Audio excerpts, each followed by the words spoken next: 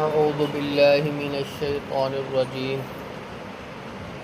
بسم اللہ الرحمن الرحیم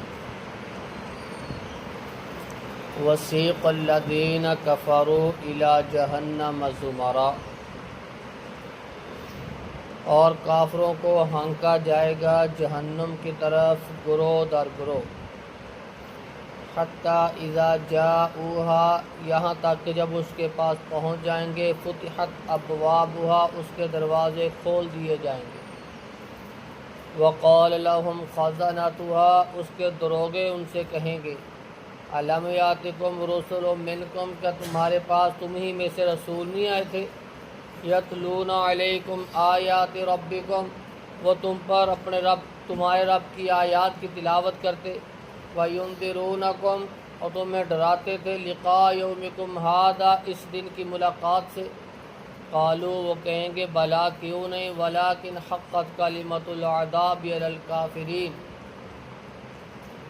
کافروں پر عذاب کی بات جو تھی وہ ثابت ہو گئی، قیل ادخلوا ابواب جہنم، کہا جائے گا داخل ہو جاؤ جہنم کے دروازوں میں، خالدین فیہا، اس میں ہمیشہ رہیں، فبئس مثوی المتکبرین، پس برا ہے ٹھکانہ تکبر کرنے والوں کا۔ اللہ رب العزت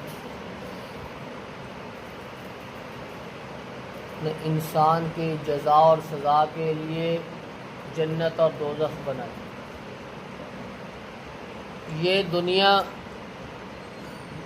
یہ امتحان ہے، یہ آزمائش ہے، جو اس امتحان میں کامیاب ہوا وہی کامیاب ہو،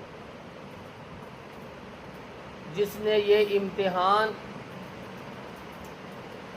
صحیح انداز کے ساتھ پاس کیا وہی کامیاب ہو۔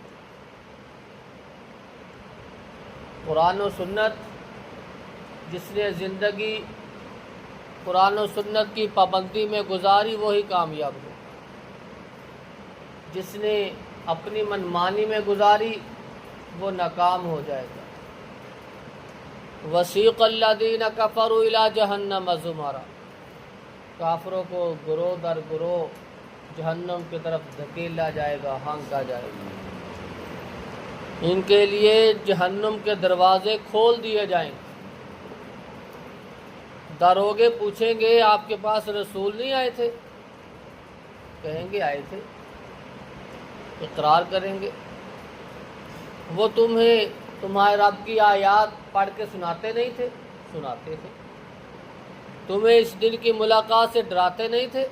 ڈراتے تھے، اقرار کریں گے۔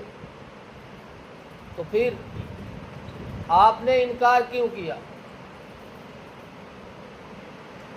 کہیں گے بس تکبر، غرور، تکبر کی وجہ سے، تکبر کے بنا، بس دل میں، ذہن میں کہ کیسے ہو سکتا ہے کہ ایک بندہ مر جائے، ہڈی ہو جائے، اس کی جسم گل جائے، ختم ہو جائے، پھر وہ کیسے زندہ ہوگا؟ جس رب نے جب تیرا نام و نشان نہیں تھا تجھے پیدا کر دیا، تیرے مرنے کے بعد تیرے نشان موجود تھے، وہ کیسے پیدا نہیں کر سکتا؟ قیل ادخلوا ابواب جہنم خالدین فیہا، کہا جائے گا ان کو جاؤ پھر جہنم میں داخل ہو جاؤ، یہی تمہارا ٹھکانہ ہے، ہمیشہ اسی میں رہو گے، فبئس مثوی المتکبرین، بس برا ٹھکانہ ہے تکبر کرنے والوں کا۔ اللہ رب العزت کو تکبر پسند نہیں ہے، جو تکبر کرتا ہے اللہ رب العزت کل قیامت کے دن اس کو جہنم کی آگ میں پھینکے گا۔